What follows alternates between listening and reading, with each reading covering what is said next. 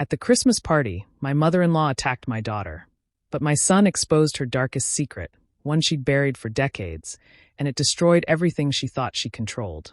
My name is Brenna Carver, and I was doing my best to prepare for my mother-in-law Marjorie Alden's big Christmas gathering. She was wealthy, powerful, and always made sure everyone knew she was in charge. No matter how hard I tried, she never liked me. She said I wasn't good enough for her son, and she treated me like an outsider from the first day I married into the family. That morning, I was helping my kids get ready. My daughter, Lainey, kept fidgeting with her hands. She's only 12, gentle and quiet, and she has always been nervous around Marjorie. Years of small insults and cold looks had made her scared to even speak in front of her grandmother. I kept telling her it would be fine, but even I didn't believe it. Something felt wrong this year. My son, Rowan, was getting dressed when he looked at me and said, "Mom, doesn't Grandma seem different?" He wasn't joking. He had felt the same strange energy I did. Marjorie had been calling more often, giving strict instructions about how the kids should behave, as if they were her little soldiers. Every rule she gave made my stomach twist tighter. Still, we had to go. My husband Elias insisted it was tradition, and said I was imagining things again. He always defended his mother, no matter how rude or cruel she was. His loyalty to her had hurt our marriage for years, but I pushed that thought aside as we drove to the mansion. The moment we stepped inside, the uneasy feeling grew stronger. Everyone smiled, the decorations sparkled, and the music filled the room, but it all felt fake, like everyone was pretending nothing was wrong. Marjorie walked toward us with her usual tight smile, kissing Elias on the cheek and barely acknowledging me.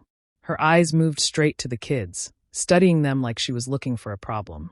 Lainey grabbed my hand. Rowan leaned close and whispered, "Mom, watch her." I could feel something building, like a storm waiting to break. Marjorie's voice was sharper than usual, her movements stiff, her smile forced. She watched every step Lainey took and snapped at her for the smallest things. Rowan kept glancing between us, protective and tense. By the time guests gathered in the living room for gifts, the air felt thick. My heart was beating too fast. Lainey stayed close to me, and Rowan stayed close to her. I didn't know it then, but we were just minutes away from the moment that would tear our family apart forever. The tension started even before the Christmas party. It happened the morning Marjorie called me. Her voice was sharp and cold, and she didn't bother with small talk. She went straight into listing rules for my kids, how they should speak, how they should walk, what they should not touch, and even how long they should stay in each room. It was strange, even for her, because she sounded almost panicked, like everything had to be perfect. I held the phone tightly, trying to stay calm, but every word she said made me feel more uneasy. Rowan walked into the kitchen while I was still on the call. He stayed quiet, but when Marjorie's voice rose, he raised his eyebrows at me. After I hung up, he said, "Mom, she acts like she owns everyone." There was no fear in his voice, just frustration. He had seen her behavior for years and never liked how she treated us. Hearing him say it out loud made the heaviness in my chest grow even stronger. I told Elias about the call when he got home. I expected him to understand, or at least ask what happened. Instead, he sighed deeply, like I was bothering him with something small. "Brenna, you're overreacting again," he said. He didn't even look up from his phone. "It's just my mother wanting things organized. Don't make it dramatic." His words felt like a slap. I wasn't asking for a fight, I just wanted support. But Elias brushed me aside so easily, choosing to protect his mother's image instead of listening to me. Later that evening, I started noticing how tense Lainey had become. She sat on the couch with her knees pulled to her chest, twisting the sleeves of her sweater. When I asked if she was okay, she nodded quickly, but her eyes were full of fear. She kept asking small questions about the party, what time we would arrive, where she should sit, what she should say. Every question reminded me how deeply Marjorie's small cruelties had affected her. Lainey wasn't scared of a party, she was scared of Marjorie. I tried comforting her, smoothing her hair and telling her it would be fine, but she didn't relax. She flinched when her brother walked by too fast and kept glancing toward the front door like she expected Marjorie to appear at any moment. Watching her like that broke something inside me. No child should be afraid to attend a family gathering. When Elias finally sat with us, I tried once more to talk to him. I told him Lainey was anxious, and maybe we should arrive late or keep the visit short. He didn't even consider it. "You're making her nervous with your own stress," he said. "My mother just wants one nice evening. Don't ruin it." That was the moment the betrayal settled in. Elias wasn't seeing us. He was only seeing what made his mother comfortable. He ignored our fear and protected her feelings, not ours. And as I watched him defend her again, I understood something painful. When it came down to choosing sides, he wasn't choosing me or the kids. That tension stayed with me all night, sitting heavy in my chest, warning me that something worse was coming. When we finally arrived at Marjorie's mansion, the whole place looked like a scene from a holiday movie. Lights hung from every window, music floated through the air, and guests smiled as if nothing bad could happen there. But the moment I stepped inside, I felt a tightness in my chest.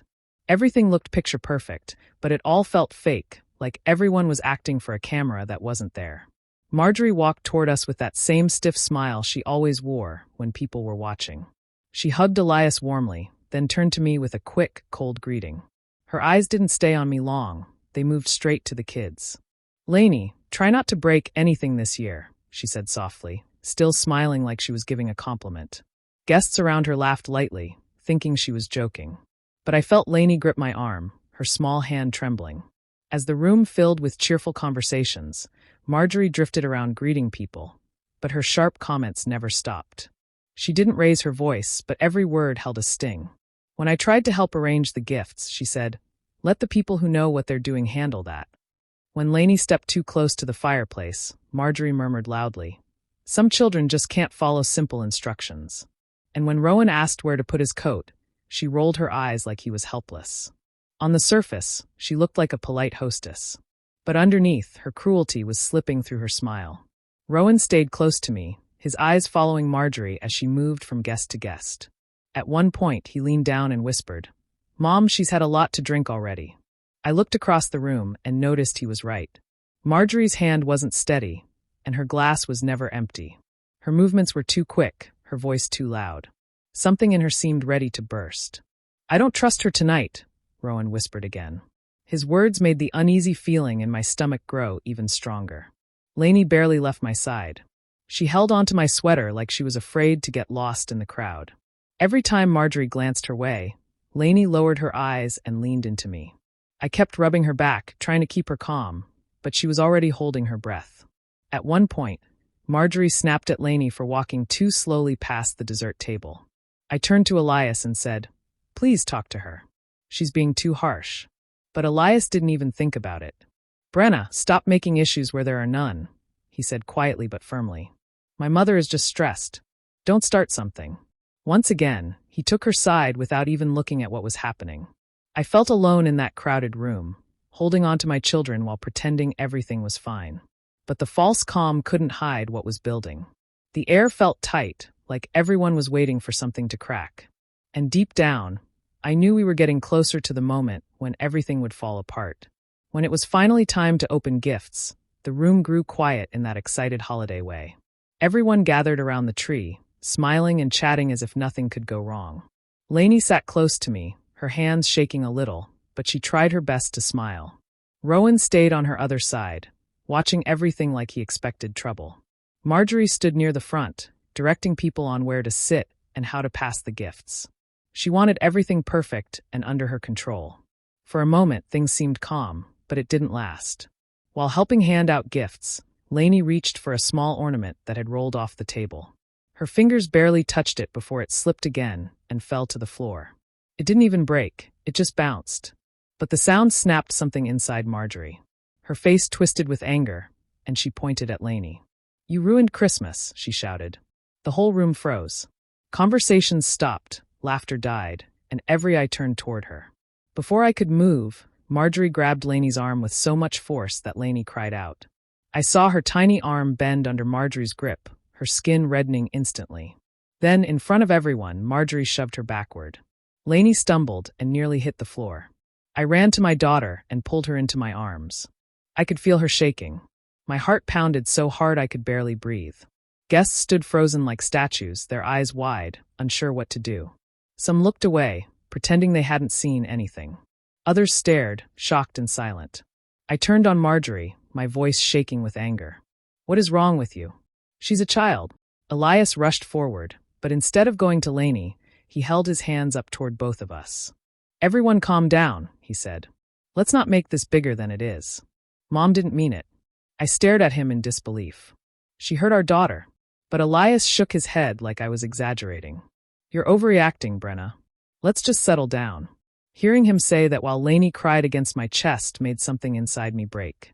How could he defend his mother after seeing what she just did? Rowan stepped forward, his jaw clenched. Without saying a word, he lifted his phone and began recording. Not to post, not to show off, he wanted proof.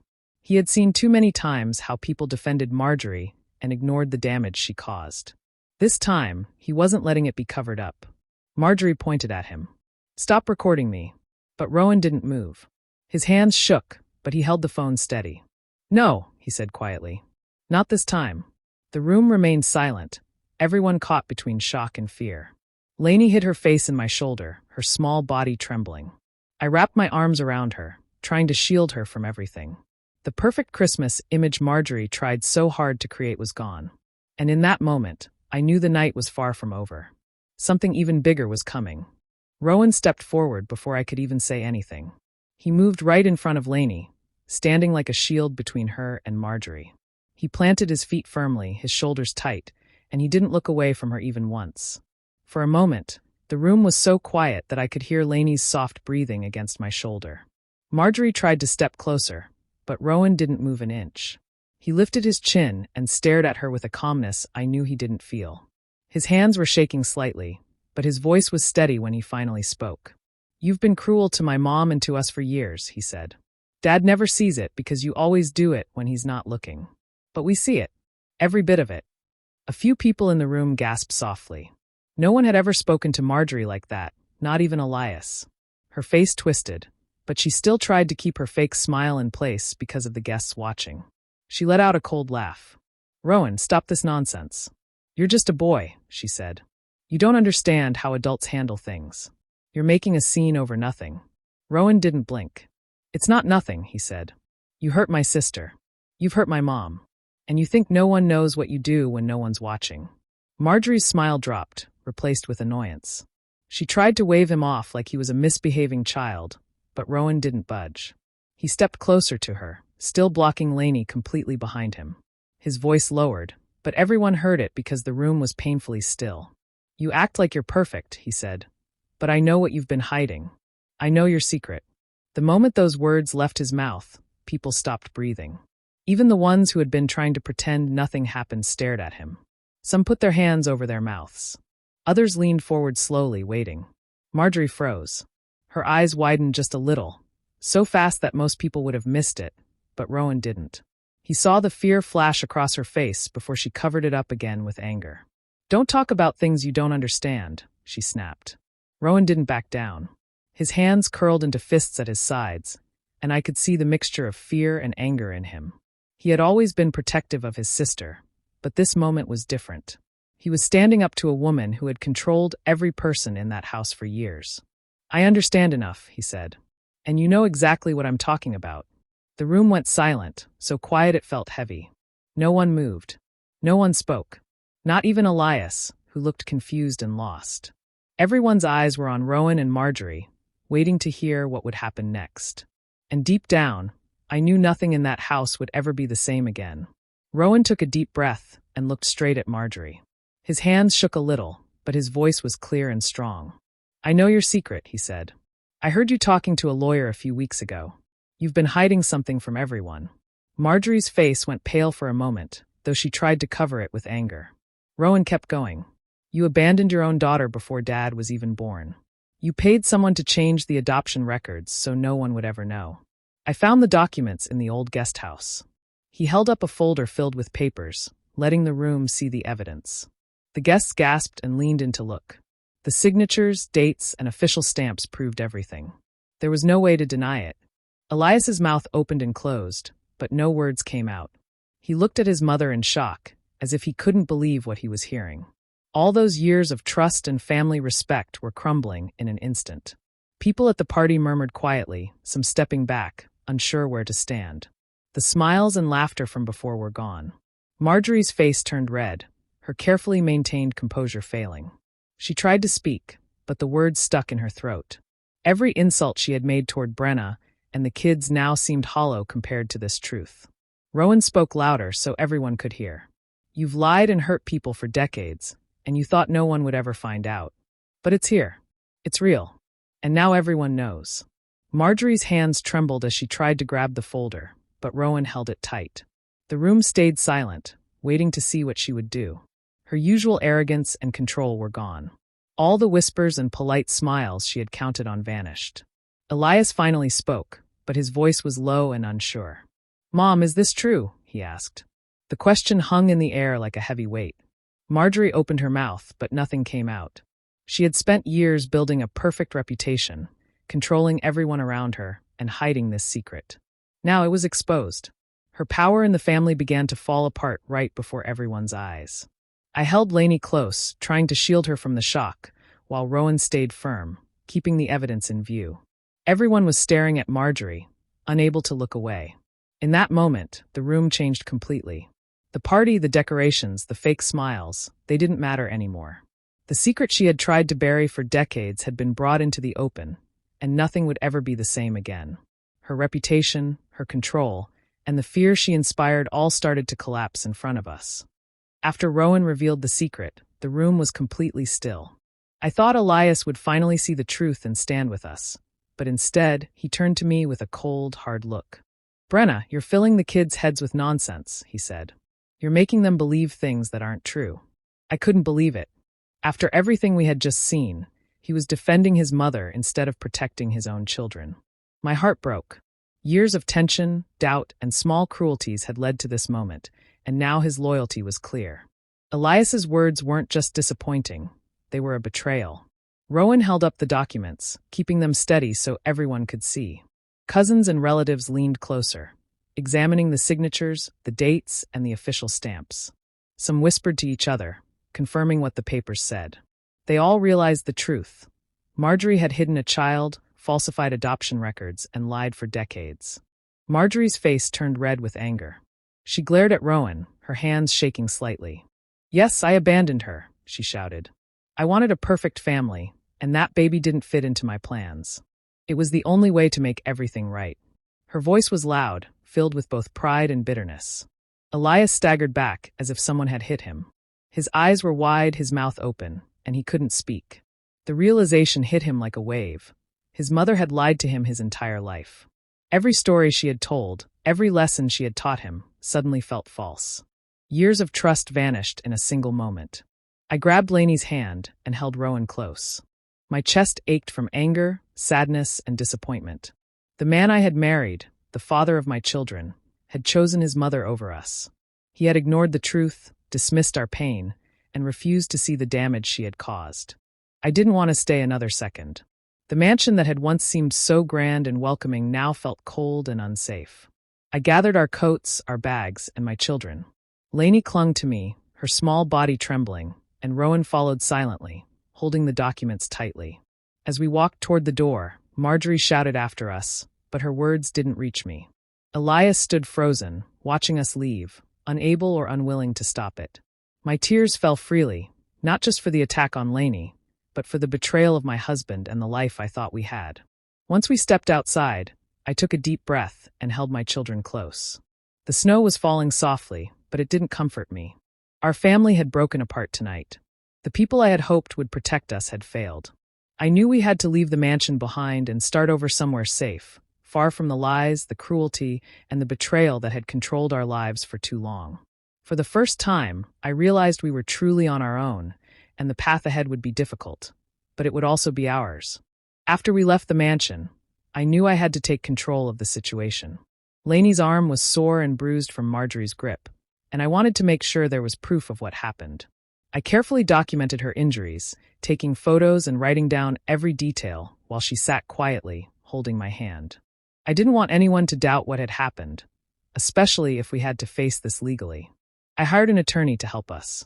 I knew we couldn't stay silent. The attack, the lies, and the long years of Marjorie's hidden cruelty couldn't go unpunished. Filing for separation from Elias was difficult, but necessary. He came to me later, desperate to repair the marriage, saying he wanted to make things right. But I saw too clearly how often he had chosen his mother over us. I couldn't trust him again, not after this. Rowan became even more protective of Lainey. He stayed close to her, making sure she felt safe. He would walk beside her wherever she went and watched over her at night. Lainey struggled with nightmares from the attack, and Rowan comforted her as best as he could. I felt grateful for him, proud of how strong he had become in this moment. During this time, I discovered something that made me feel both relief and hope. Rowan's evidence, the documents he had found in the guest house, was more powerful than I had realized. They connected to old sealed records, showing Marjorie's long-hidden fraud and lies. The authorities had started an investigation, and Marjorie was now facing consequences for the things she had tried so hard to cover up. For the first time in years, I felt a sense of control over our lives. I was no longer just protecting my children. I was taking steps to make sure justice was done. Lainey's safety and well-being became my priority, and I knew that Rowan's bravery had started a chain of events that would finally hold Marjorie accountable. We slowly began to settle into a new routine. Lainey still needed time to heal from the fear she had felt, and Rowan stayed vigilant. I focused on building a safe and peaceful home for my children, free from Marjorie's influence and the lies that had surrounded our lives for so long. This period was hard, but it was also empowering. For the first time, I felt like I was no longer living in the shadow of betrayal. I had taken control, and now our family could start to rebuild, stronger and wiser than before. Months after the party, we finally located the daughter Marjorie had tried to erase. Her name was Harper Vale, a grown woman who had built her life without knowing the truth about her past. When I first met her, I could see the pain and questions in her eyes. She had been kept away from the family, hidden by lies and falsified records, and yet she carried herself with quiet strength. Harper agreed to confront Marjorie, but she did it in the most powerful way, through the law. In a formal legal setting, with documents and witnesses, Harper laid out the truth. Every lie, every secret, every attempt Marjorie had made to erase her daughter from existence was exposed. The evidence was clear and undeniable. Marjorie tried to argue, tried to cover it up, but the records and witnesses were too strong. Watching Harper face her after all these years was intense. Marjorie's face showed fear, anger, and disbelief all at once. The power she had clung to for decades, the control, the influence, the carefully maintained reputation, crumbled in front of everyone. People she had counted on for support stepped back, and those who had once admired her looked at her differently. Her finances, her social standing, and her influence began to collapse under the weight of her exposed lies. She was facing charges for fraud and falsifying documents, consequences she had never imagined for herself. Even then, Elias shocked me. He refused to cut contact with his mother. He visited her, spoke to her on the phone, and even defended her to distant relatives. It was a painful reminder that his loyalties had always been with her, not with me or our children. I realized then that everything I had suspected about him was true. His defense of Marjorie throughout our lives had not been about ignorance. It had been about loyalty. Despite Elias's choices, I felt a quiet satisfaction watching justice unfold. We didn't need violence or revenge in the traditional sense. The law and the truth had done the work for us. Harper's courage and Rowan's determination had brought Marjorie's actions into the light, and now she had to face the consequences. For Lainey and Rowan, this was more than just seeing Marjorie punished. It was a lesson in standing up for what is right, in facing cruelty without giving into it, and in knowing that truth has power. I watched Harper leave the courtroom afterward, her head held high, finally free of the shadow Marjorie had cast over her life. For the first time, I felt that our family could breathe again. We had survived betrayal, cruelty, and lies. And now, justice had been served without a single act of violence, leaving us stronger, wiser, and finally able to move forward. After everything that had happened, I knew it was time to start over. Rowan, Lainey, and I found a peaceful home of our own. It wasn't as grand as the Alden mansion, but it was ours, and for the first time in years, it felt safe. There were no hidden rules, no cruel comments, and no one trying to control us. The air felt lighter, and I could finally breathe without the weight of Marjorie's presence hanging over me. Rowan stayed close to Lainey as always, still protective but now calmer. One evening, as we unpacked boxes and arranged our new home, he looked at me seriously. "Mom," he said, "I don't regret what I did. Exposing her secret was the right thing. I'd do it again to protect Lainey." Hearing him say that made my heart swell. He had grown so much, and I realized how brave and responsible he had become through all of this. I took the final steps to end my marriage to Elias. It wasn't easy, but it was necessary. His loyalty to his mother had shown me clearly that he would never truly stand with us. Signing the papers felt like a release, a confirmation that I could finally focus on building a life where my children felt loved, safe, and protected. Slowly, life began to feel normal again. Lainey started to laugh, really laugh, for the first time since the Christmas party. The sound filled our home, bright and pure, and I watched her with tears in my eyes. Seeing her smile, free from fear, reminded me why I had fought so hard. Rowan would sit nearby, sometimes joining in, sometimes just watching, and I felt proud of both my children. We didn't need revenge through anger or violence. The truth had been enough. Marjorie lost the power she once held over our lives. Her lies, her control, and her influence were gone, replaced by justice that could not be denied. Everything she had tried to manipulate was finally undone. As I held Lainey close that night, I made a silent promise. I would never let anyone hurt my children again. No cruelty, no betrayal, no one would ever have that control over us. We were free, and this new beginning was ours to shape. For the first time in years, I felt peace. The weight of fear and manipulation had lifted, leaving a life where my children could grow safely and happily. And in that simple, quiet moment, I knew we had finally won, through truth, courage, and love. Do you think Brenna did the right thing by leaving Elias and starting a new life with her kids? Or should she have tried to save the marriage? Let me know what you think in the comments. I'm really curious to hear your opinion. And if you want more stories like this, make sure to subscribe and hit the notification bell so you don't miss out.